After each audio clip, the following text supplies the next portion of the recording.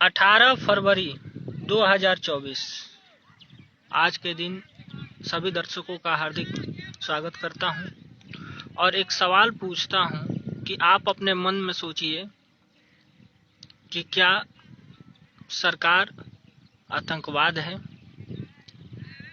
इस वीडियो में आप जानेंगे। नरेंद्र विद्यार्थी जी कमेंट करके पूछे थे कि स्वतंत्र भारत का संविधान जो आप लिख रहे हैं इसे आप किस प्रकार से लागू करेंगे पूरे भारत में। इस सवाल का जवाब इस वीडियो में आपको मिलेगा, तो आप वीडियो के अंत तक आप बने रहें, क्योंकि सवाल यही है कि गवर्नमेंट अगर आतंकवाद नहीं है तो आखिर आतंकवाद है क्या। सरकार हमेशा बताती रही है कि भगवा आतंकवाद है, किसान होना आतंकवाद है,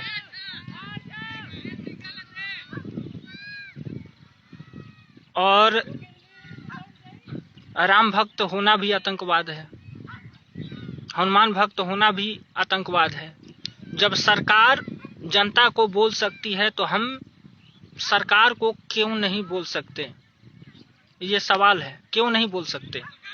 हमें भी बोलना होगा, हमें भी सबका मतलब समझना होगा।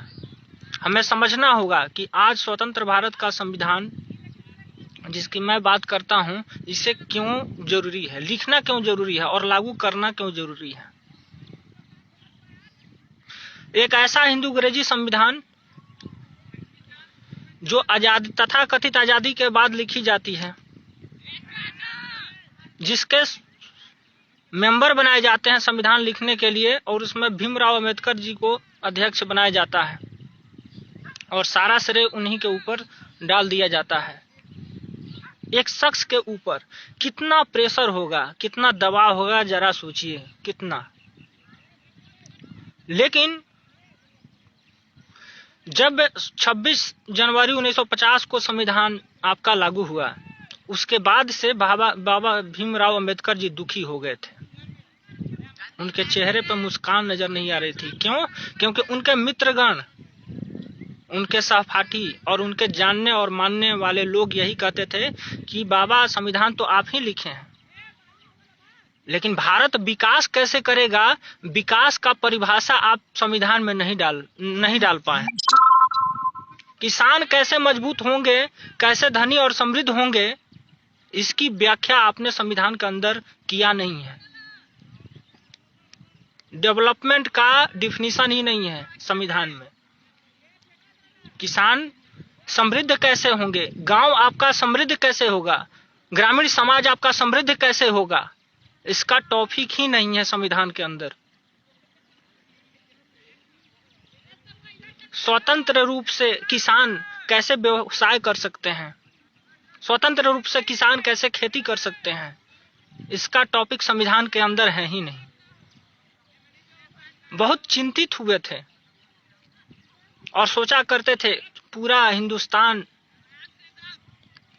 जानता है कि संविधान मैंने लिखा है, मैंने बनाया है, हमने लागू कराया है, मगर हम कहने और कहलाने के बीच में फंस गए हैं। वो होती है ना कि सांप ने छुछुंदर को गलती से पकड़ लिया,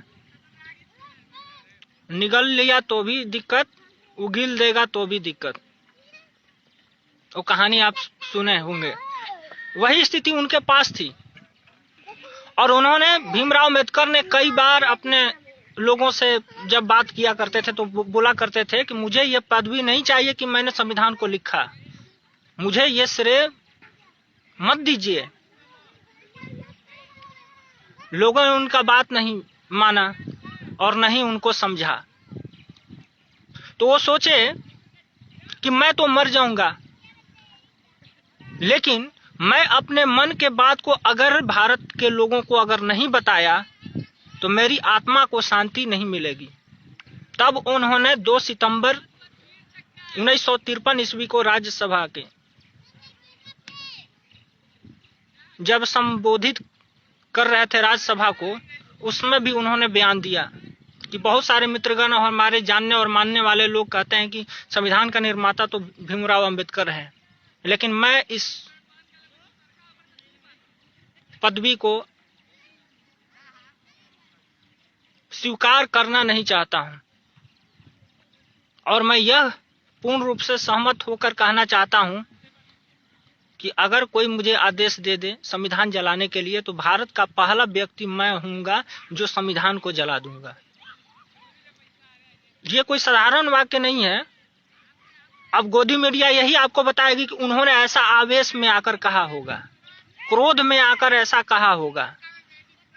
उनके रिकॉर्ड्स आप देख लें कि कौन से बात पर उन्होंने क्या कहा।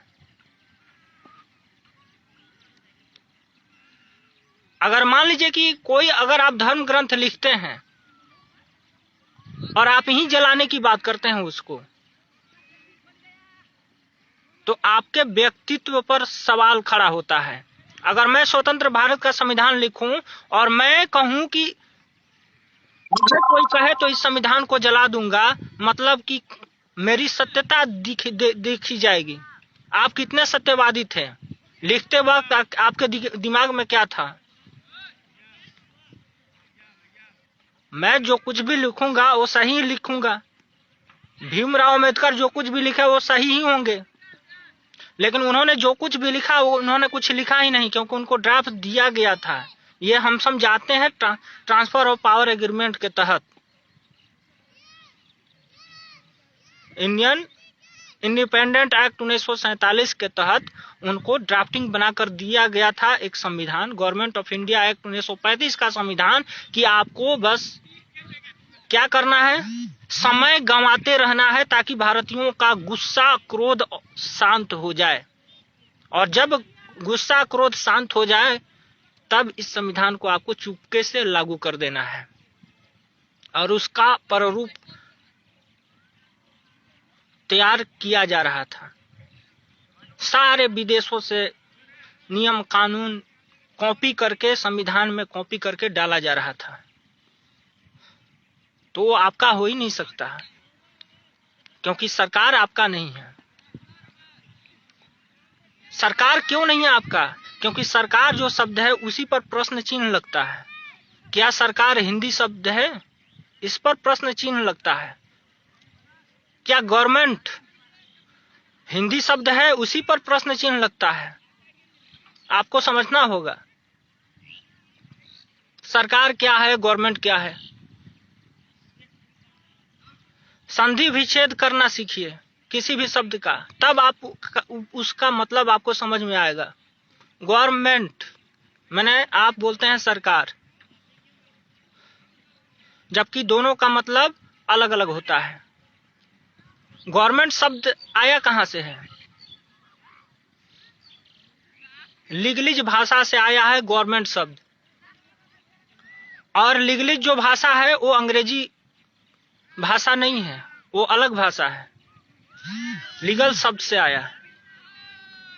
गवर्नमेंट, इसमें जब संधि विच्छेद करेंगे तो गवर्नमेंट दो शब्द आती हैं इसमें।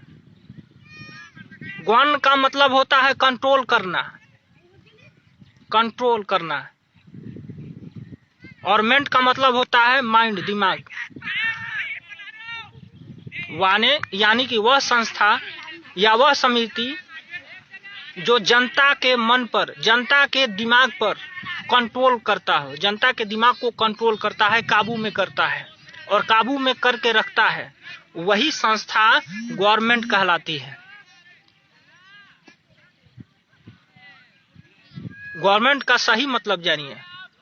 गवर्नमेंट मतलब कंट्रोल और मेंट मतलब mind, mind control. Mind control जो करे वही होती है गवर्नमेंट। और माइंड कंट्रोल कौन करता है? एक भ्रम की देवी भी करती है, जिसको आप बोलते हैं मीडिया। और माइंड कंट्रोल कौन करता है? ये स्क्रीन करता है, चाहे टीवी का स्क्रीन हो, चाहे मोबाइल का स्क्रीन हो, या टैब का हो, टैबलेट का हो, या फिर आपका लैपटॉप का हो, या किसी भी प्रकार का स्क्रीन हो। ये भ्रम की देवी है, ये भी माइंड कंट्रोल। क्योंकि जब आप पन्ने को पत्रों को जब आप खंगालेंगे तो आपको पता चल जाएगा कि आपके टीवी का जो स्क्रीन है वो पेटेंट है माइंड कंट्रोल के नाम पर। इसलिए जब आप टीवी देखते हैं, जब आप किसी भी तरह के स्क्रीन को देखते हैं तो आपका दिमाग काम करना बंद कर देता है, आपका मन सोचना बंद कर देता है। और जैसे ही आपका मन सोचना समझना बंद कर देता है वैसे ही आप मनुष्य नहीं रह जाते हैं, आप पशु हो जाते हैं। क्योंकि पशु सोचता नहीं है, हम मनुष्य हैं। मनुष्य क्यों हैं? क्योंकि हम चिंतन और मनन करते हैं, और चिंतन मनन करने से हम मनुष्य हैं। और वो चिंतन मनन कौन बंद कर देता है? ये स्क्रीन कर देता है, चाहे टीवी का स्क्रीन हो चाहे मोबाइल का स्क्रीन हो, यानी माइंड कंट्रोल। ये माइंड कंट्रोल गवर्नमेंट कर रही है। इसीलिए गवर्नमेंट क्या बोलती है? गवर्नमेंट ये बोलती है कि आप घर पर पड़े रहो, तुम्हें कुछ नहीं करना है, जो कुछ करना है सरकार करना है, तुम पी के घर पे खा पी के पड़े रहो, सोए रहो। और जनता भी माइंड कंट्रोल हो चुकी है, इसीलिए वो घर से बाहर नहीं निकलती है। क्योंकि उसे लगता है कि हमने जिसको चुन करके और भेजा है वहां पर, वो भी तो आदमी है ना, वो भी तो मनुष्य है ना, तो मनुष्य का दुश्मन क्यों होगा? उसको ऐसा लगता है कि मेरा काम था वोट देना, डाल दिए, अब बाकी काम सरकार का है। अब सरकार का मतलब समझिए क्या होता है, संधि विच्छेद कीजिए, सर प्लस कार, सरकार। सर क्या होता है? सरकार मतलब सर के परंपरा को, मान्यता को चलाने वाले को सरकार कहते हैं। तो सर क्या है? हर चीज में सर आता है। Good day sir, bye, good night sir, नहीं सर, ओके सर, हो जाएगा सर, ये सर, ये सर, नो सर, ये सर करते रहते हैं। हर जगह सर चलता है, चाहे स्कूल में जाएं, कॉलेज में जाएं, चाहे किसी कंपनी में जाएं, किसी अधिकारी के पास जाएं, कहीं भी जाएं, हर सरकारी दफ्तर या प्राइवेट दफ्तर, हर जगह sir sir sir sir sir sir सरकार। ये है क्या सरकार? अब सरकार यानी सर को समझने के लिए आपको जाना पड़ेगा यूरोप और अमेरिका के सभ्यता संस्कृति में, जहां पर एक पिता को भी सर कहकर संबोधित किया जाता है। उनकी संस्कृति में हम अपने पिता को कभी सर नहीं कहते, लेकिन वहां पर एक बच्चा अपने पिता को, चाहे बच्ची अपने पिता को सर कह के बुलाते हैं। सर और मैडम दो ये शब्द है। यहाँ पर सर सर हम लोग करते हैं, हर सेक्टर में सर सर लगाते हैं। सर क्या है? गुलामी का एक प्रथा है, गुलामी का एक प्रथा है यूरोप अमेरिका में सर का। और वो सर क्या है? सर है कि डर और भय के साथ दूसरी की अधीनता को स्वीकार करना और गुलामी में जीना या रहना। इस प्रथा को जो बनाए रखा तो उससे ऊपर वाला सर हुआ और नीचे वाला गुलाम हुआ। इसलिए आप इस बात को नोटिस कीजिएगा कि आप किसी भी अधिकारी हो या कर्मचारी हो या नौकर हो, किसी को अगर आप सर कहते हैं तो मतलब क्या है? उसका आप गुलाम है, उसका दास है। वो बड़ा है और आप नीचा हैं, आप छोटा हैं। इसका मतलब ये होता है। इसका सर का मतलब आदर, भाव, मान, सम्मान देना नहीं होता है। इसीलिए यूरोप अमेरिका में फादर को यानी पिता को सर कहने का हजारों वर्षों से परंपरा रही है। सर स्वीकार करना कि हम आपका गुलाम हैं। तो गुलामी के प्रतीक को बनाए रखना, गुलामी के प्रतीक और परंपरा को बनाए जो रखे संस्था, उसी को बोलते हैं सरकार। सर के परंपरा चलाने वाले को बोलते हैं सरकार। समझना पड़ेगा आपको, सारे शब्दों का मतलब आपको समझना पड़ेगा।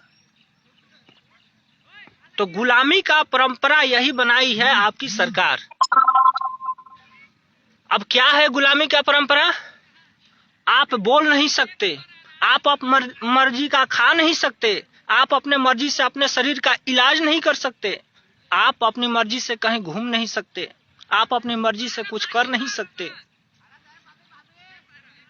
ये है गुलामी। अब ये सरकार कर रही है।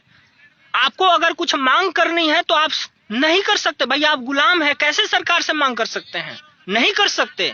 ना आप सरकार के पास आप पहुंच सकते हैं। इस शब्द को आपको जानना होगा। गवर्नमेंट और सरकार शब्द को आपको जानना होगा। तीसरा एक शब्द आता है केंद्र सरकार। केंद्र सरकार, केंद्र। अब सर के परंपरा को यानी कि गुलामी को, परंपरा को चलाने वाला काम कर रही है आपकी सरकार, लेकिन इसको चलाने का काम भी एक केंद्र में जो रह के करता है उसको बोलते हैं केंद्र सरकार। और खूब अखबार में, टीवी में, न्यूज में, सब में चलता है केंद्र सरकार, केंद्र सरकार, केंद्र सरकार ने ये किया, वो किया, ऐसे किया। जबकि भारत में एक भी केंद्र सरकार नाम का कोई भी संस्था नहीं है। केंद्र सरकार नाम का कोई भी लीगल ऑफिशियल ऑफिस नहीं है। केंद्र सरकार में होते हैं बोर्ड ऑफ डायरेक्टर्स। और बोर्ड ऑफ डायरेक्टर्स में क्या होते हैं? बड़े बड़े पूंजीपति, उद्योगपति होते हैं जो अपने तरीका से सरकार को अपने मुट्ठी में करके और नचाते रहते हैं, नचाते रहते हैं। केंद्र सरकार में एक भी सरकारी एम्प्लॉय नहीं होते हैं। क्यों?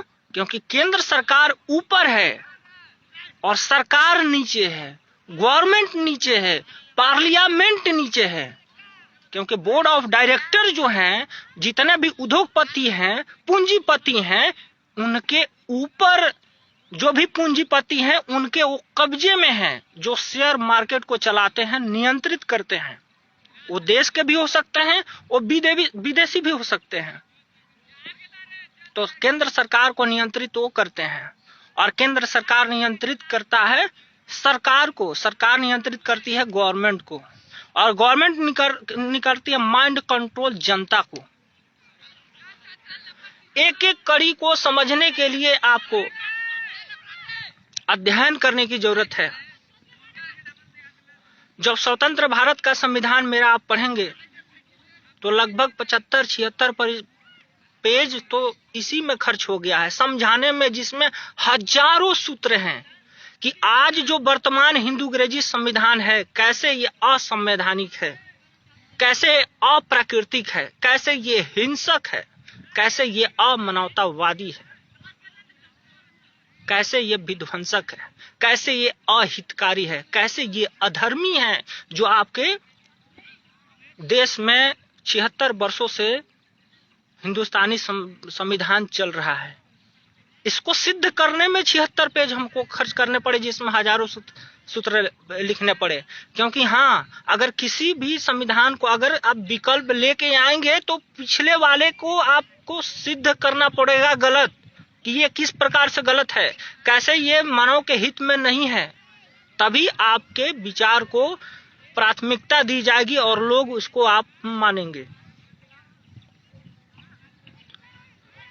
सरकार माइंड कंट्रोल कर रही है जनता का, और माइंड कंट्रोल हो चुकी है जनता, इसलिए जनता कुछ बोल नहीं रही है। आप देख सकते हैं हर सेक्टर में हो, सरकार क्या कर रही है? प्रकृति का विनाश कर रही है, लेकिन जनता चुप है। कितने पहाड़ को काट दिया, कितने नदियों को बर्बाद कर दिया, बांध बनाए। एक्चुअल में ये सरकार बांध बनाती है माइंड कंट्रोल करने के लिए, जनता को नियंत्रित करने के लिए बनाती है। कुछ नदियों में इतना पानी वो छोड़ देती है, जैसे बिहार के कोसी नदियों में षड्यंत्र के तहत अब पूरे देश में प्रचार करती है कि नदियां में तो पानी इतना हो जाती है, इसीलिए बांध बनाना पड़ता है हमें। जबकि बांध बनाते हैं पानी को रोकने के लिए, ताकि मैदानी इलाकों में पानी जाए ही नहीं। और जब मैदानी इलाकों में पानी जाएगा नहीं तो नहर में जाएगा नहीं तो खेती करना मुश्किल हो जाएगा। और ये जो पानी का लेयर है, वाटर लेवल है, वो इतना नीचे भाग जाएगा कि आप चापाकल लगाएंगे तो उसमें से पानी निकलेगा नहीं और कुआं सूख जाएगा। हर गांव त्रस्त है पानी से। जितने भी नहर है उसको सीमेंटेड बनाया जा रहा है ताकि पानी नीचे रिस रिस कर जाने ना पाए, कि वाटर लेवल आपका नीचे इतना भाग जाए कि आपको बड़े बड़े मोटर लगाने पड़े, 1000 फीट के से नीचे पानी आपको निकालना पड़े, उसके लिए आपको बिजली की आवश्यकता पड़े। आप कल लगवाएंगे तो पानी उससे निकलना बंद हो जाए। जो खेत में जा रहे हैं करहा और मोरी जा रही हैं, उसको सीमेंटेड सरकार करवाती रही है। आज से नहीं, ये 20 साल से ऐसा होता रहा है। आपके आसपास में जो भी चीज हो रही है उसको आप ध्यान से देखिए, और जब चिंतन मनन आप करेंगे तो आप पाएंगे कि ये गवर्नमेंट सिर्फ और सिर्फ ये माइंड कंट्रोल ही कर रही है, नियंत्रण कर रही है। आप अपने से कुछ नहीं कर सकते। सरकार क्या है? आतंकवाद है। सरकार आतंकवाद है, गवर्नमेंट आतंकवाद है। ये आपको बोलना और कहना स्टार्ट करना पड़ेगा, शुरुआत करना पड़ेगा। आज किसानों के साथ क्या हो रहा है? अन्न हम भी खाते हैं, अन्न सभी जीव जंतु प्राणी खाते हैं, जितने भी मनुष्य हैं सभी अन्न खाते हैं, और वो अन्न आता है किसान के द्वारा, लेकिन किसानों का सहयोग और मदद नहीं करेंगे। सरकार कहेगा कि धरती से सोना उगलता है, लेकिन किसान को सोना उगलते हुए नहीं दिख रहा है। धरती से अनाज उगलता है, अनाज निकलता है, लेकिन सोना कभी उसने नहीं देखा। लेकिन सरकार बोलती है बरगलाने के लिए, आपको हकलाने के लिए, कंट्रोल करने के लिए। अगर क्यों? क्योंकि सरकार सुनना ही नहीं चाहती है आपकी समस्या क्या है, क्योंकि आपको तो कंट्रोल करना है उसके, तो आपको समस्या को क्यों सुने? समस्या को तो सुनेगा तो समाधान करना पड़ेगा। जो पिछली सरकार में नरेंद्र मोदी जी आए, 2014 के पहले जितने भी भाषण उनके सुन लिए, आप सुनिए, सब में यही बात कह रहे हैं कि C2 प्लस 50%, यानी कि MSP से 50% के मुनाफा पे सरकार को अनाज खरीदना चाहिए। जब हमारी सरकार बनी तो हम खरीदेंगे, और आज वही मुकर रहे हैं, लाठियां चलवा रहे हैं, गोलियां बरसा रहे हैं, पानी की बौछार बरसा रहे हैं। ये किस प्रकार से? ये कंट्रोल करने के लिए सब चीज हो रहा है। मिनिमम सपोर्ट प्राइस, MSP का मतलब समझते हैं आप? अगर आप किसान के पास जाइए, उससे पूछिए, इसका सीधा मतलब आपको समझा देते हैं कि एक खेत में जोताई, बुआई, कोड़ाई, रोपाई और बीज का खर्च, खाद का खर्च, कीटनाशक का खर्च और जितना मेहनत लगा उसका सब चीज आप जोड़ दीजिए पर एकड़ या पर बीघा, और जितना खर्च आता है वही आपका होता है MSP, मिनिमम सपोर्ट प्राइस। सिर्फ खर्च और कुछ नहीं, सिर्फ खर्च जोड़ दें तो वही होता है MSP। और इस MSP जो अभी मिल रहा है, तो किसानों को अब तक क्या मिलता आ रहा है? सिर्फ और सिर्फ खर्च ही मिलते आ रहा है। आज तक 1 रुपया का इनकम नहीं मिला आज तक,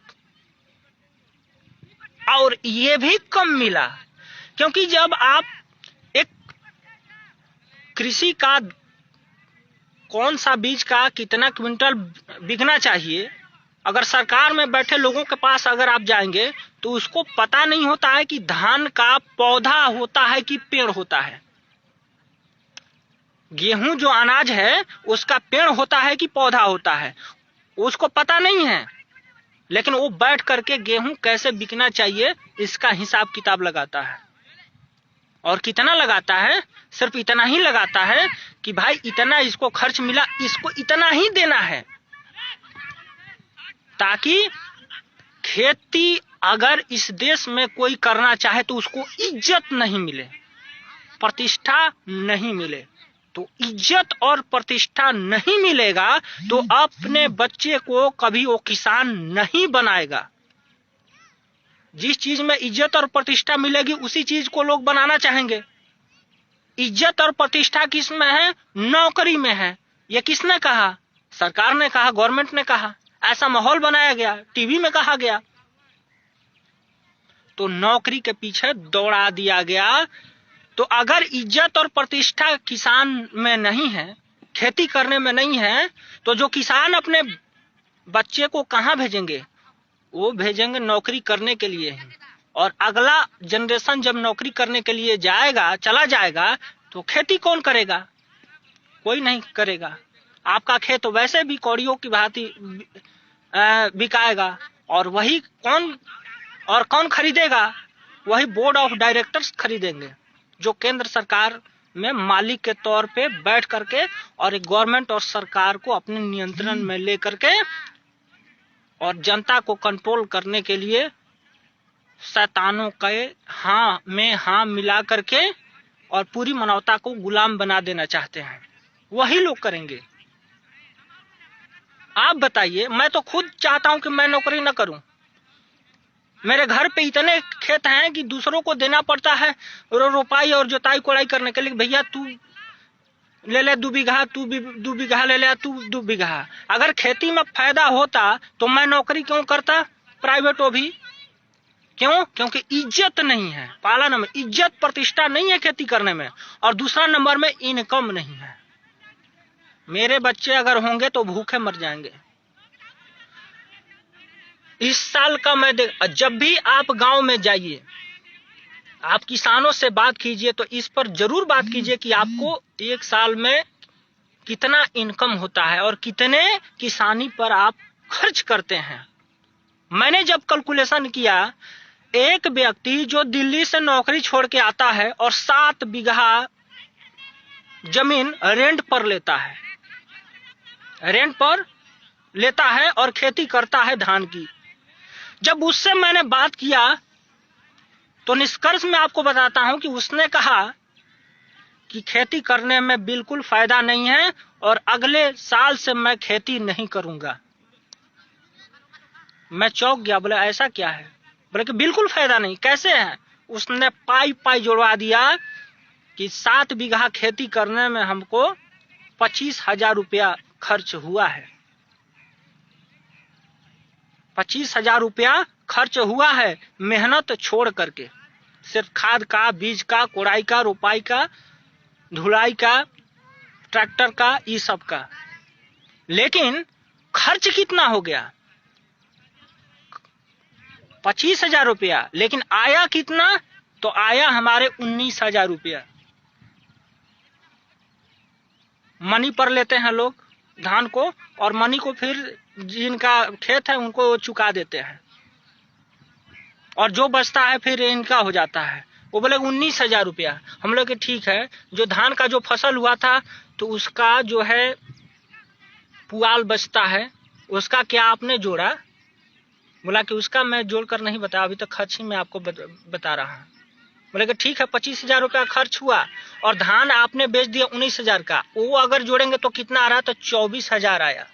मैंने फिर भी 1,000 रुपये का घाटा हुआ, वो भी मेहनत छोड़ करके। जबकि वो उसका पूरा परिवार खुद भी बेचारा खेत में जाता है, उसकी पत्नी भी खेत में जाती है, उसकी बच्चे भी खेत में जाके काम करते हैं। 1,000 घाटा हुआ। जब मैं अगला दिन दूध लेने के लिए जाता हूं डायरी में, और वहां पर यह बहस होती है, तो दूध डायरी वाला बड़ा प्यार से कहता है कि उसको ना नाफा हुआ है, घाटा नहीं हुआ है। बोला कैसे भाई? तो इस प्रकार से उसको घाटा नहीं हुआ है कि मान लीजिए कि 1,000 रुपए उसको घाटा हुआ, लेकिन जब अगली फसल वो बोएगा, चाहे धान के बाद जैसे गेहूं होता है, बोआता है, या फिर जई बोआ सकता है, या फिर मटर बोआ सकता है, या तीसी या खेसारी बोआ सकता है, या अन्य फसलें बोआ सकती है। तो जब वो अब फसल बोएगा तो उसका जो इनकम होगा या उत्पादन होगा, तो अब वो खेत वाले को उसको नहीं देना होगा, यानी कि यही उसका फायदा हुआ। वाह, फायदा गिनाने वाले भी कितने महान आदमी हैं। एक फसल में फायदा हुआ नहीं, लेकिन वो गिना दिए कि दूसरी बार जब फसल होगा तब सब इसी का होगा, खेत वाले को नहीं देना पड़ेगा। ये है इनकम किसानों की। आप जब भी गांव में जाएं, किसी भी गांव में, तो जरूर पूछिए उससे। एक गंजी फट जाती है भाई साहब ना, नहीं खरीदाता है। चप्पल घिस जाती है, टूटे हुए चप्पल में रस्सी बांधता है और पहनकर चलता है।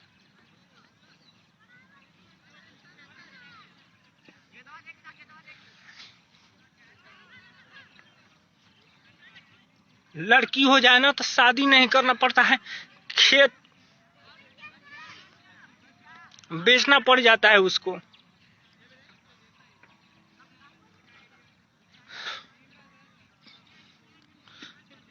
लोन लेने पड़ते हैं।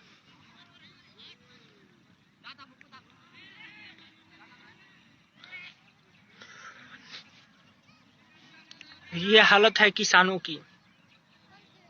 मैं खुद सोचता हूं कि मेरे घर में इतने जमीन है, मुझे नौकरी करनी पड़ती है।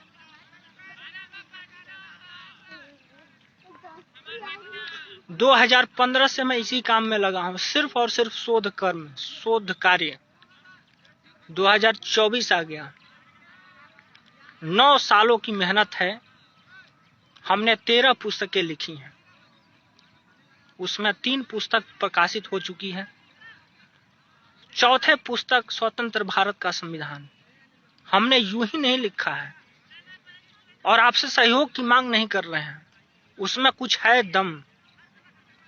मैं हिम्मत कर सकता हूं कि वर्तमान संविधान को जला दिया जाए और हमारे संविधान को अगर आप लागू कर देंगे तो सारी व्यवस्थाएं उसी प्रकार से चलेगी जब विदेशी आक्रांता भारत में नहीं आए थे तब चला करते थे, वैसे ही।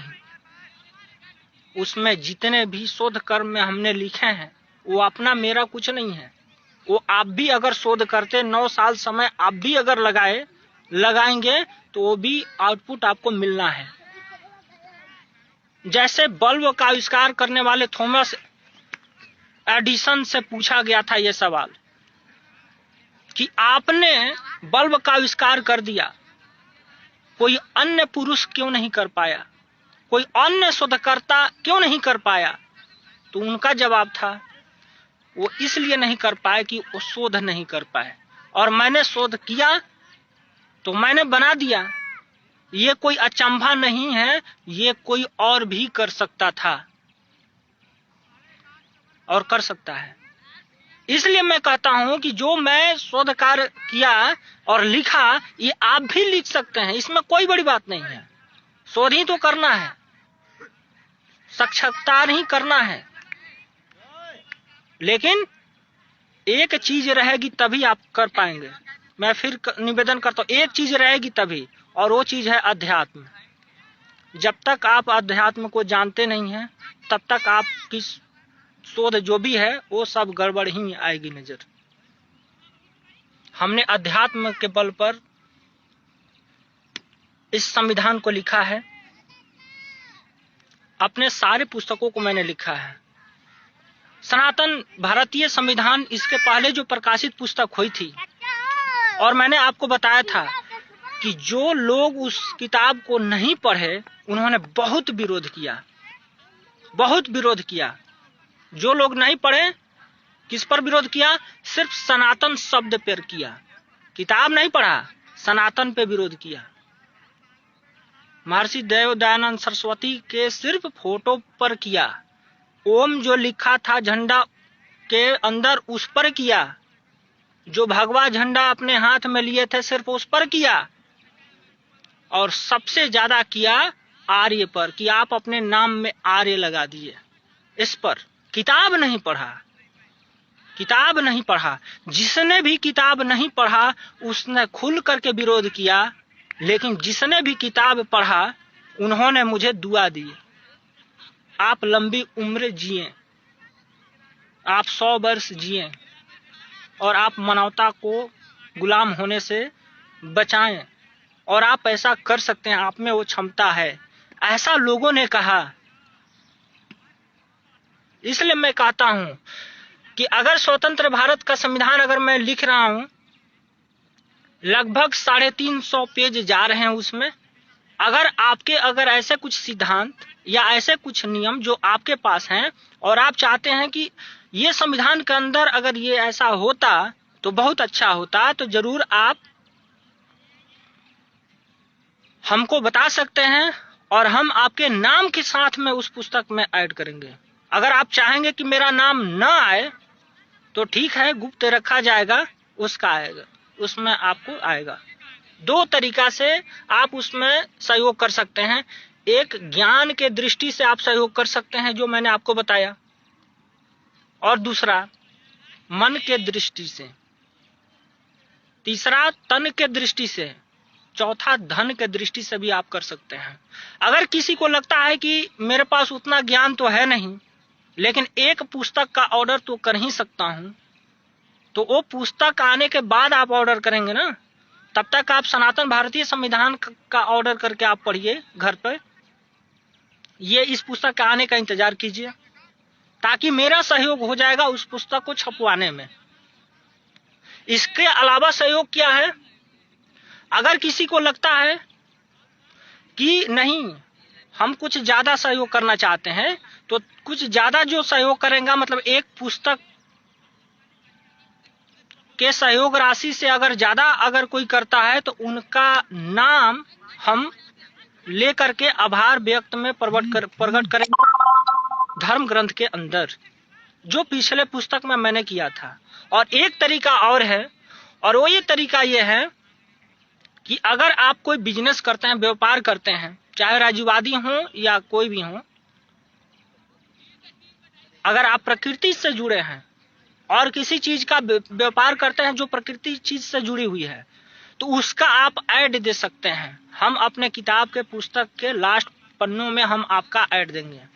अगर आप कोई एनजीओ चलाते हैं, कोई संस्था चलाते हैं, कोई समिति चलाते हैं, और उसका अगर आप प्रचार करना चाहते हैं, तो उसका एक आप ऐड दे सकते हैं। हम अपने पुस्तक के लास्ट में उसको हम ऐड करेंगे। बहुत लोग मुझे सुनते हैं, मुझे खुशी होती है, और जो लोग मुझे नहीं सुनते हैं उनको लगता है कि ये तो फालतू में ऐसा ही बकवास कर रहा है, ये क्या लिखेगा, दिस दैट। वो तो पता लगेगी पढ़ने के बाद, वो तो पता लगती ये जब मेरे पिछले पुस्तक को आप पढ़ते तो आपको पता चल जाती कि कितना हम सही हैं और कितना हम गलत हैं। अब आ जाते हैं दूसरे नंबर पे, जब नरेंद्र विद्यार्थी जी बोले थे कि आप स्वतंत्र भारत के संविधान को लागू कैसे करेंगे पूरे भारत में। इस सवाल का जवाब देने के पहले मैं आपको बता दिया कि आज का जो सरकार है वो आतंकवाद फैला रही है और फैलाने में भूमिका निभा रही है। हसदेव वन जंगल को आपने देख ही लिया। एक तरफ सरकार कहती है कि पेड़ लगाओ और जलवायु परिवर्तन हो रही है, इसको बचाना है, हाफ टेक्नोलॉजी लेके आना है, और दूसरी तरफ पेड़ भी कटवा रही है और पर्वत पठार को भी कटवा रही है, और आए नित्य दिन वो हस्ताक्षर कर रही है। एक पहाड़ एक कंपनी को दे दिया, दूसरे पहाड़ दूसरे कंपनी को दे दिया, और वो पहाड़ों को काटने में लगी है। जबकि हमारे शास्त्र कहते हैं जलम वस्त्रम देवी पर्वत स्तन मंडले। शास्त्र ये बोलते हैं कि हमारी जो धरती माता है, धरती माता का जो वस्त्र है वो है नदियां, वो है समुद्र। तो नदियों पर बांध बना करके और पानी जो रोकने का कार्य सरकार कर रही है, मतलब धरती माता का चीरहरण कर रही है। साफ ये स्पष्ट हो गया, चीरहरण कर रही है। जैसे द्रौपदी का हरण दुशासन ने किया था, वैसा ही सरकार हरण धरती माता का चीर कर रही है, कपड़े का हरण कर रही है, बेइज्जत कर रही है उनको। जलम वस्त्रम देवी पर्वत अस्तन मंडले, और जो जितने भी पर्वत पहाड़ और पठार हैं वो धरती माता का क्या है, अस्तन के समान है। जो एक माता अपने स्तन से अपने बच्चे को अमृत तत्व जैसा दूध पिला करके और जीवित करती है, उसी प्रकार से पर्वत पहाड़ पठार जितने भी हैं वो मानवता को बचाने के लिए, जीव जंतुओं को बचाने के लिए अपने स्तन रूपी अमृत से यानी कि वन और जंगल से क्या करती हैं, वर्षा को आकर्षित करती हैं। जब बारिश होता है तो उसमें नए जीवों का आगमन होता है, बसंत ऋतु का आगमन होता है और सारे जीव प्राणियों का एक जीवन मिलता है। वो ये नष्ट कर रही है, यानी कि स्तन को सीधे ये काट रही है। समझ रहे हैं ना, गवर्नमेंट सीधे हमारे धरती माता के स्तन को ये काटने में लगी है और चीर का हरण करने में लगी है। ये उसी प्रकार से, जिस प्रकार से कहा जाता है कि अंग्रेज यहाँ के भारत के महिलाओं को के स्तन को चिमटे से दबाते थे, और तब तक दबाते थे जब तक ब्लड न आ जाए, तब तक दबाते थे। इतना अत्याचार करते थे, भरे गांव में करते थे।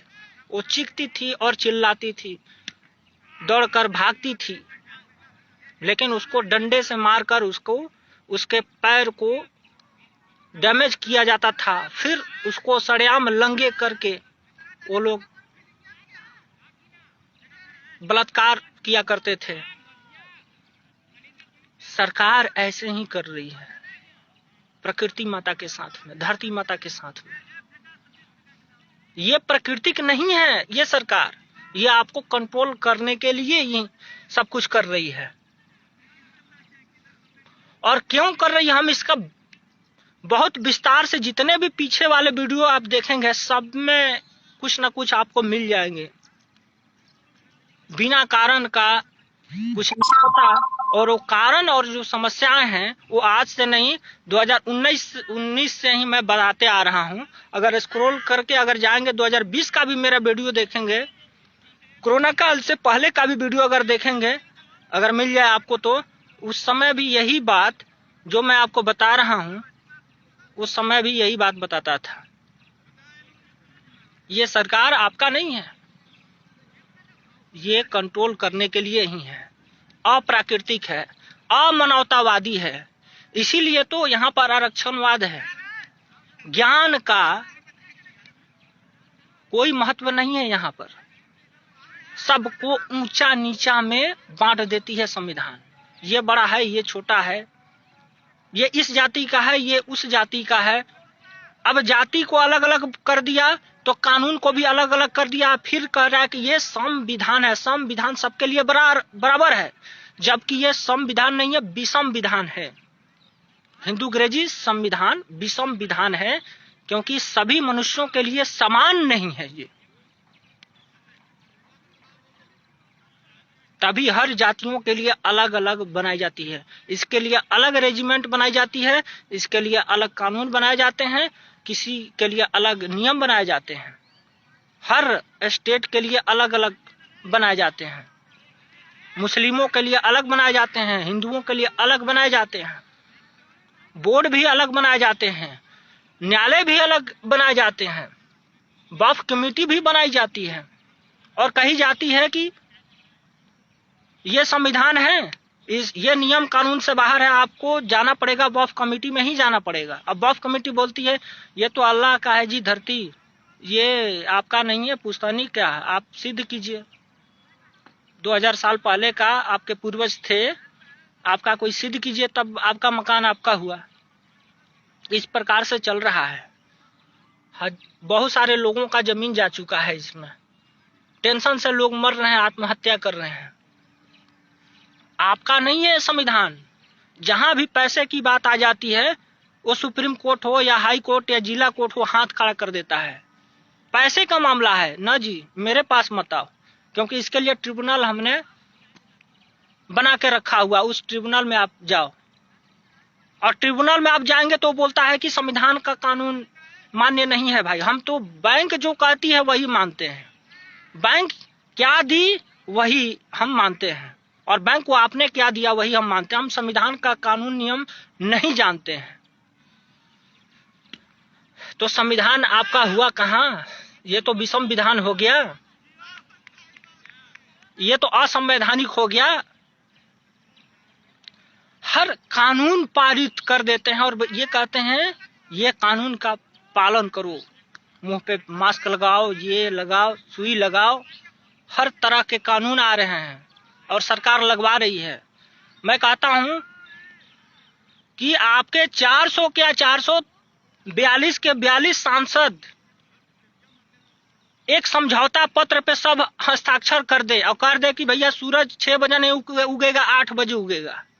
तो क्या सूरज उग जाएंगे 8 बजे?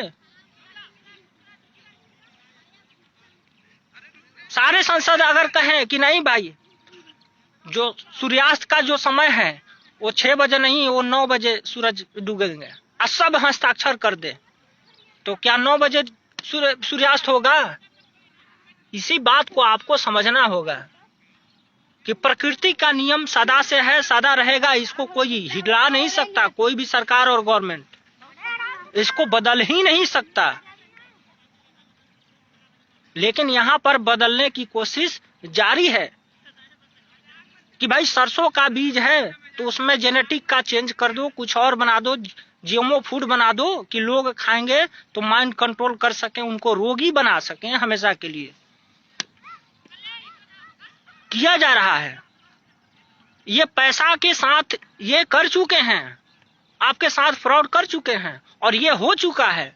इसीलिए इनका फ्रॉड वर्तमान करेंसी सिस्टम है, फ्रॉड हो रही है, साबित हो रही है। तब इसको हटाने के लिए सीबीडीसी सेंट्रल बैंक डिजिटल रुपया, ई रुपया वो लेकर आ रहे हैं, और जब ये सीबीडीसी लेके आ जाएंगे तब कानून का सारे जितने भी आप कहते हैं कि 1 रुपया बराबर 777 मिलीग्राम सोना होता है, ये कानून खत्म हो जाएंगे और उसी समय सभी का जमीन जायदाद जो भी गिरवी बैंक में रखा होगा सब वो लोग ले लेंगे। और केसीसी के नाम पर तो सबका है। मैंने एक गांव में गया, गांव में मैंने कहा, एक मित्र ने कहा कि भाई मेरे तो 80,000 रुपया माफ हो जाते हैं 2 साल में, 2 साल में माफ हो जाते हैं। नहीं समझा, बोले कि सरकार ना माफ कर दी लोन।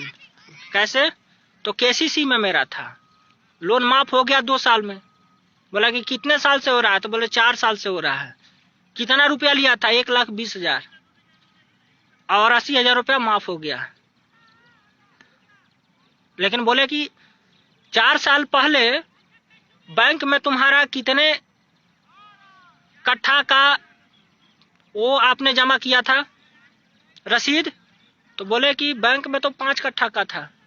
तब लोन कितना दिया था? तब लोन दिया था 50,000 रुपया। अब बैंक में कितना जमा है?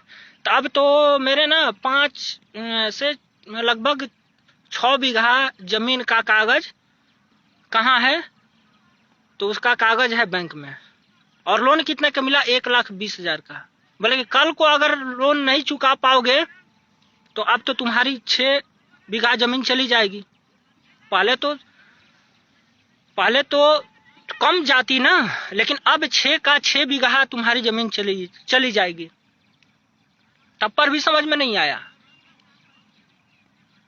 बोले कि अब क्या बोल रही है बैंक? तो बोल रही है ना कि आप ना कि और 2 बीघा का अगर जमीन का कागज है तो दे दीजिए और हम आपको 2.5 लाख रुपए हम आपको देंगे, केसीसी के नाम पर हम आपको 2.5 लाख रुपया हम आपको कर्ज पर देंगे। यानी कि तुझे क्या पड़ी है, क्या तू लोगे? नहीं, मुझे तो जरूरत नहीं है। तो जब जरूरत नहीं है तो फिर तुम्हारे पास जो 2 बीघा जमीन का कागज बचा हुआ है वो क्यों देना चाहते हो? तो बोले कि दूंगा तभी तो लोन मिलेगा 2.5 लाख रुपए का। बोले कि ठीक है 2.5 लाख रुपया मिल भी जाएगा तो सरकार अगला साल क्या माफ कर सकती है केसीसी का जो लोन का जो पैसा है? तो पता नहीं, अगर माफ कर देते तो बहुत बढ़िया, चांदी हो जाएगी। बोले कि तू इसी भ्रम में रह। अगर मान लो कि 2.5 लाख रुपया तुम ले लिया और अगली बार सीबीडीसी आ गया और तुम्हारे पास पैसा नहीं रहेगा तो तुम तो कहीं के नहीं रहे। तुम्हारे पास 8 बीघा जमीन था, 8 बीघा चला गया। अरे जी वो बाद में देखेंगे, फिर भी लोगों को समझ में नहीं आ रही है बात। ऐसे ऐसे इंसान यहाँ पर हैं। भारत को विश्व गुरु बनाएंगे, कैसे बनाएंगे? 80 करोड़ जनता को भिखारी बनाकर बनाएंगे। सबको भिखारी बना दिया भाई साहब, सबको भिखारी बना दिया। लेकिन असलियत बात कुछ और है। ये बात है अनाज खाली करने का, कि कल को अगर लॉकडाउन लगती है, क्लाइमेट लॉकडाउन लगे या डिजीज एक्स नाम पर लॉकडाउन लगे, तो सरकार बोलेगी कि भाई हम तो 2020 से ही दे रहे हैं और ये आ गया 2025, 5 सालों में मेरा खजाना खाली हो गया, गोदाम खाली हो गया अनाज का, तो हम अब आपको अनाज नहीं दे पाएंगे। और इस समय सरकार जो अनाज खिला रही है वो जीएमओ फूड खिला रही है कि आने वाले समय में 1 साल के बाद, 2 साल के बाद सब कैंसर होने वाले हैं। 90% लोगों को भयंकर बीमारियां होने वाली है। उस समय सरकार अनाज देने से मना कर देगी और लोग तो क्या हो गए, अपाहिज हो गए हैं। वो तो काम करना बंद कर दिए क्योंकि सरकार खिला रही है। एक किसान से मैंने पूछा है, भाई क्या चल रहा है? तो बोले बहुत मौज मस्ती है। बोले बहुत मौज मस्ती है, कैसे भाई? तो सरकार 2000 रुपये महीना दे रही है। बोले 2000 महीना दे रही है तो क्या? तो इसीलिए कि मेरे बच्चे नहीं हैं, हम पति और पत्नी हैं, 2000 में तो मेरा काम चल जाता है, राशन पताई चल जाता है और राशन कार्ड है ही, सरकार भी अनाज दे रही है, तो मेरा तो काम चल जाता। मेरा तो भाई चानी है।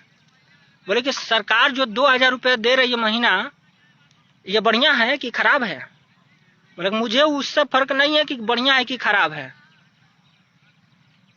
बोले कि यही तो तुम्हारे में गलती है कि तुम्हें फर्क नहीं है कि वो तुम्हें क्यों दे रही है, क्योंकि तुम भिखारी हो ना, अन्नदाता नहीं हो, आना तुम किसान हो। तो बोलता है कि मान लीजिए कि मैं भिखारी हूं तो भी मेरा काम चल रहा है, मेरा जीवन चल रहा है ना, मौज मस्ती। कहने का ठीक है, तुम्हारा जीवन तो चल रहा है बेटा, सॉरी, आपका तो जीवन चल रहा है चचा। आपकी एज कितनी है? तो एज तो 55 की है। मान लीजिए कि 15 साल के बाद क्या करोगे? जब आप बूढ़े हो जाएंगे तो क्या करोगे? बोला क्या करेंगे? मतलब ये शरीर अभी काम करने लायक है, और जब काम करने लायक है तो काम तुम कर नहीं रहे हो। तुम भिखारी की तरह सरकार से मांग रहे हो कि 2000 रुपया दे दो, और जब तुम्हारा शरीर काम करना बंद कर देगा और सरकार कहेगी कि मेरे पास अनाज अब नहीं है तुम्हें देने के लिए, और सरकार का अनाज जो जीएमओ है और जिस पर कीटनाशक दवाओं का पालिश ऐसा किया जाता है, उस पर छिड़काव ऐसा किया जाता है जिसको खाने से भयंकर बीमारियां होती हैं, सबसे ज्यादा टेंशन होती है, सोचने समझने की शक्ति क्षीण होती है, वो खत्म हो जाती है, शरीर का इम्यूनिटी पावर लो हो जाती है, और जो अपने पास शरीर में बचा कुचा शक्ति है, वो शक्ति निगेटिव ऊर्जा के कब्जे में जाने लगती है और लोग बुढ़ापे में जल्दी घुसते हैं। माने बुढ़ापा बहुत जल्दी आएगा और लोगों में नपुंसकता अधिक आएगी। तो उस व्यक्ति ने कहा यहां क्या पड़ी है, सब आए हैं, सबको मरना है, हम भी मर जाएंगे, बात खत्म हो जाएगी। लीजिए भाई साहब, एक सवाल में खत्म हो गया कि मुझे क्या, सब लोगों को मरना है, मैं भी मर जाऊंगा, बात खत्म हो गई। बोले कि पैदा क्यों लिए थे, किस लिए पैदा लिए थे? तो पता नहीं। जन्म किस लिए मनुष्य में लिए थे? तुमको तो पशु होना चाहिए था, तुमको तो पेड़ होना चाहिए था, पेड़ होना चाहिए था। लेकिन मनुष्य में गलती से आप आ गए, क्योंकि आपके पास सोचने और समझने की क्षमता नहीं है कि मेरा जन्म किस लिए हुआ है, मैं कौन हूं, मैं क्या हूं। आपको तो यही नहीं पता है। बोले मर कर क्या करोगे, भाई मर कर शांति मिलेगी क्या हो, तो मुझे नहीं पता। कहां जाओगे मर करके, मुझे नहीं पता। मरने के बाद कौन सा जन्म में जाओगे, मुझे नहीं पता। क्यों जन्म हुआ था आपका मनुष्य में, मुझे नहीं पता। किसी भी सवाल का कोई जवाब नहीं। यहीं पर पृथ्वी पर जन्म क्यों हुआ, मुझे नहीं पता। यह संसार क्या है, मुझे नहीं पता। यह सूर्य चंद्रमा क्या है, नहीं पता। बनते कैसे हैं, सृष्टि की रचना कैसे होती है, ईश्वर प्रकृति और जीव क्या है, कैसे यह सिस्टम चलता है, नहीं पता। तो एक शब्द में लास्ट में पूछा, ये कैसे पता करते हैं, कैसे पता होगा। कहने कि जब तुम्हें सरकार की नहीं पता तो तू सृष्टि के चक्कर में क्यों पड़ रहा है। मरने के बाद क्या होगा इसके बारे में क्यों जानना चाहता है, जब तुमको ये नहीं पता है कि मुझे अभी क्या करना चाहिए और क्या नहीं करना चाहिए। तो ये जो आपका संविधान है, ये आपको कभी नहीं बताएगी कि आप कौन हैं, आप क्या हैं, आप कहां से आए थे, कहां जाएंगे, क्या करने के लिए आए थे, ये सृष्टि क्या है, कैसे बनती है, कैसे प्रलय होती है, अणु परमाणु का जन्म कैसे होता है, एटम का जन्म कैसे, उसकी क्रिया विज्ञान क्या है, जीव जंतु कहां से आते हैं, नहीं बताएगी। ये सब अपना स्वतंत्र भारत का संविधान बताएगा। जो भी सवाल पूछेंगे मैं का उस सवाल का जवाब देगा, बताएगा। तो वर्तमान जो गवर्नमेंट है ये माइंड कंट्रोल करने के लिए ही है, और इसको आपको समझना होगा। अगर विरोध करने के लिए अगर आप घर से नहीं निकलेंगे तो घर में घुस करके मारेगी, मारेगी, ये पक्का है कि मारेगी। और सबसे पहले मेरे जैसे लोगों को मारेगी। उसको पता है कि ये लोगों को भड़काता है, सच्चाई बताता है, लोग सच्चाई जानते हैं तो उनमें थोड़ी से आग बबूला होते हैं, तो सरकार के खिलाफ अड़ियल हो जाते हैं। तो इसको खत्म कर दो तो जनता को हम कंट्रोल कर लेंगे। कैसे अक्षय जी को, किसान अक्षय जी, जनता सरकार मोर्चा, कैसे उनको पकड़ा और बहुत सारे किसानों को पकड़ा।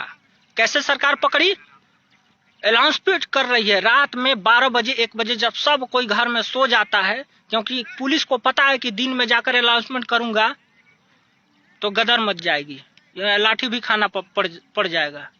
इसलिए वो रात के अंधेरे में आते हैं 12 बजे 1 बजे, और माइक में बोल के चले जाते हैं, किसान आंदोलन में कोई नहीं जाएगा, एमएसपी की मांग कोई नहीं करेगा,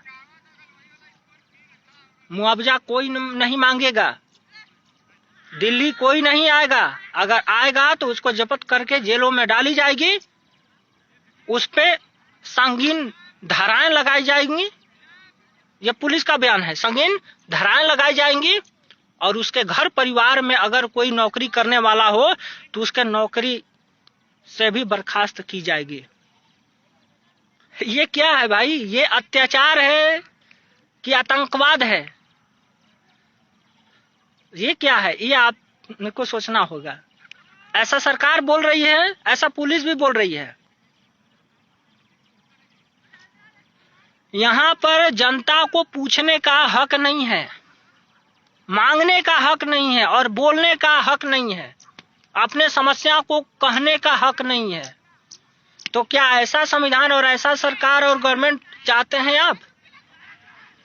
किसान शांतिपूर्वक जाते हैं, लेकिन पुलिस क्या करती है,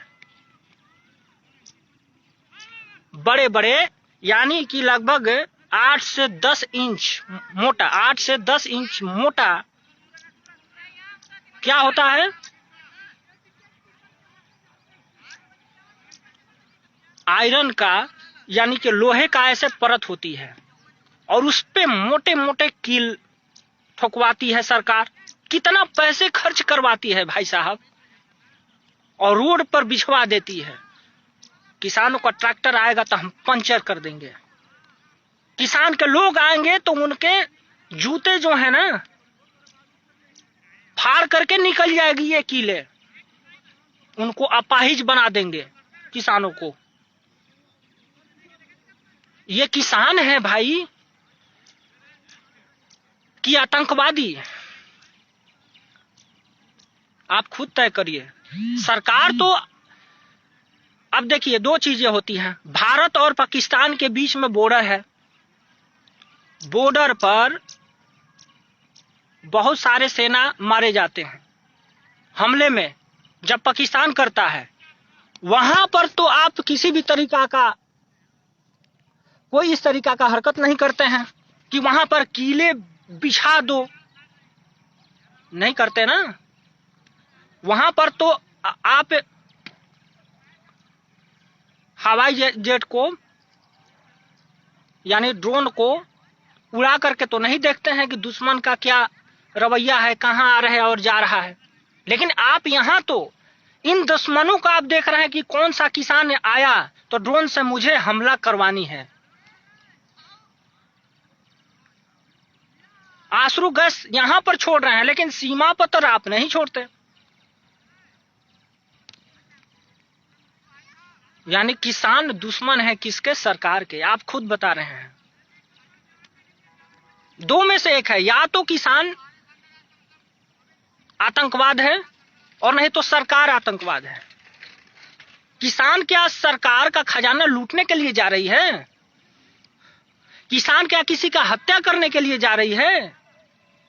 किसान किसी को लूटने के लिए जा रही है? नहीं, वो अपने सिर्फ बात को रखने के लिए जा रही है। वो अपने बात को सिर्फ रखने के लिए जा रहे हो भैया, वो दुश्मन नहीं है। लेकिन सरकार बोले कि नहीं, ये दुश्मन आ रही है।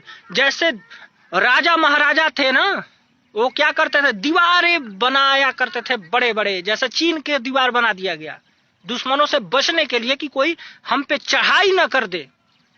उसी तरीका से ये इंटरनेशनल क्या हो गया, बॉर्डर बन गया है दिल्ली, दिल्ली के चारों तरफ। जैसे दिल्ली का में कोई सम्राट हो और सम्राट को ये आभास है कि भाई दुश्मन आ रहे हैं दिल्ली में चढ़ाई करने के लिए, तो उनको रोकने के लिए मोटी मोटी दीवारें बना दो। कितना दीवारें? यानी कि 5 फीट से ज्यादा, यानी 10 फीट लंबा, और उसमें सीमेंट का घोल बना करके, और इस प्रकार से कहते हैं कि कितना भी जेसी भी अगर किसान लेके जाए ना तो तोड़ नहीं पाया, इतना मोटा बनाया जाता, इतना मोटा। 10-10 फीट गड्ढे किए जाते हैं कि अगर किसान का जेसीबी जाए ना तो वो नीचे से ऊपर उठ नहीं पाए, आ नहीं पाए, ट्रैक्टर आ नहीं पाए। क्यों? क्योंकि किसान तो आतंकवादी है ना। तुरंत सरकार कहेगी कि ये तो खालिस्तानी है। अभी बट बोली नहीं है, लेकिन उसका अगला टारगेट जरूर हो सकता है।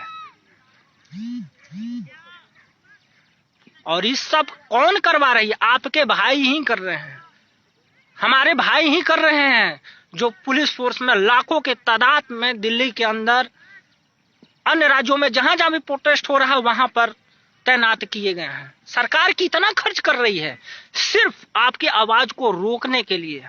आप कुछ बोलिए मत, आप सिर्फ घर में दुबक कर बैठ जाइए, क्योंकि उसे तो माइंड कंट्रोल ही करना है। गवर्नमेंट माइंड कंट्रोल ही करना है, आपको गुलाम बनाकर ही रखना है। या तो आतंकवाद सरकार है और नहीं तो किसान है, दोनों में से एक ही होगा, दो नहीं हो सकते। और हमेशा आतंकवाद वही होता है जो दूसरे का एक शोषण करता है। जो शोषक होता है वही आतंकवादी होता है। और शोषण कौन कर रहा है ये कहने की जरूरत नहीं है, क्योंकि मांगने वाला याचक, मांगने वाला कभी शोषक नहीं होता है। किसान तो बेचारा मांगने के लिए जा रहा है, अपनी बात को सिर्फ रखने के लिए जा रहा है। लेकिन सरकार बोल रही है कि ये भैया आतंकवादी आ गए, दिल्ली में घुसने नहीं देना है। और गोदी मीडिया इसको इतना प्रचार फैलाती है कि भैया किसान आ रहे हैं तो बोलेगी सरकार ने इंतजाम किया है, कड़े इंतजाम की किसान आ न जाए, घुस न जाए, इसके लिए बड़े बड़े इंतजाम करके रखे हुए हैं। गोदी मीडिया बहुत अच्छे से इसका प्रसारण करती है। उसने लोहा का जंजीर बना दिया, ये पानी का बौछार करने के लिए ये आ गया, अग्निशामक यंत्र लगा दिए, पता नहीं कौन सा, हो सकता है कि बम भी फोड़ दे किसान, इसलिए लाया सरकार, और सबको तैनात कर दिया, लाखों पुलिसों को तैनात कर दिया बॉर्डर पे, कि बॉर्डर के अंदर घुसने नहीं देना है। भाई किसान जाए कहां, क्या करे?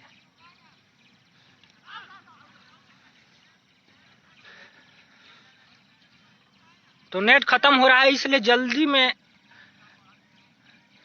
नरेंद्र विद्यार्थी जी का वो सवाल कि स्वतंत्र भारत का संविधान आप कैसे लागू करेंगे पूरे भारत में?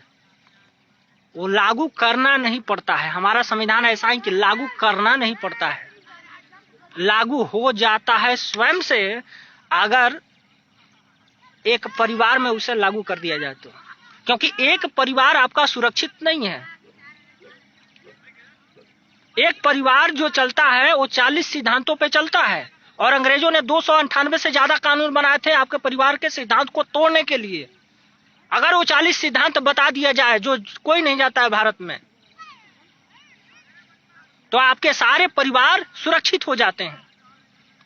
और बहुत सारे जब परिवार मिलते हैं ना, तब एक टोला या गांव का निर्माण होता है, और एक गांव आपके चलते हैं 20 सिद्धांत पे, और वो एक भी सिद्धांत आप नहीं जानते हैं कि गांव का सिद्धांत क्या होता है। और गांव के सिद्धांत 20 सिद्धांत को तोड़ने के लिए अंग्रेजों ने 158 से ज्यादा कानून बनाए थे। तो अगर ये सिद्धांत अगर गांव को बता दिया जाए कि तुम इस सिद्धांत पे चलो, तो किसी चीज की जरूरत ही नहीं पड़ेगी। एक ग्रामीण समाज जो चलता है वो 60 नियमों पर चलता है। अगर उसे बता दें कि 60 सिद्धांत आपके ये हैं, और अंग्रेजों ने 250 से ज्यादा कानून तुम्हारे सिद्धांत को बर्बाद करने के लिए ही बनाए, और वो सिद्धांत पर चलने लगे, तो किसी की जरूरत ही नहीं। एक जो राज्य चलता है वो 60 सिद्धांतों पे चलता है, और एक जो देश चलता है चक्रवर्ती सम्राट का, वो भी 60 सिद्धांतों पे चलता है।